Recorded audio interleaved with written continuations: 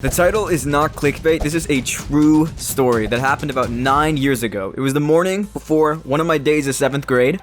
I was on GIMP, which was basically like a poor man's Photoshop, and I was making like the character bodies for external entities. And I can hear my mom in the kitchen like go up to the front door and open it, and then she just is kind of like, because our entire house is surrounded by like my entire town's police force.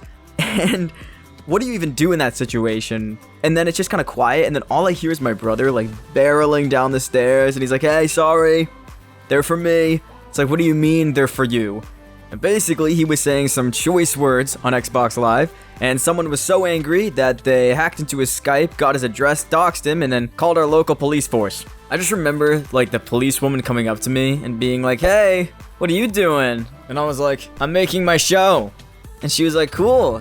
Are you a hostage?" And I was like, "No."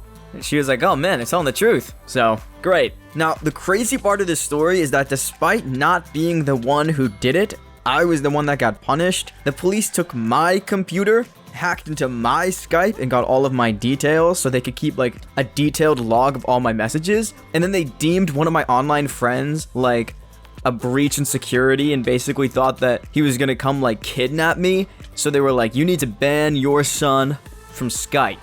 And so my parents did, and then I got really angry, so they banned me from the computer too. And then basically all I could do for like 6 months was watch Sid the Science Kid, and I was barely allowed on my computer to like make my show. And so that's why there were like big gaps between episode 5, episode 6 part 1, and episode 6 part 2, because I just had no time to go on the computer, and I was so bored that all I did was like, watch Sid the Science Kid and eat, and I gained like 50 pounds, and it was like the worst time of my life. Long story short, moral of the story, don't have older siblings. That's really the whole story, so I guess for the rest of the video, you can enjoy some sick gameplay from me, WebzForevz.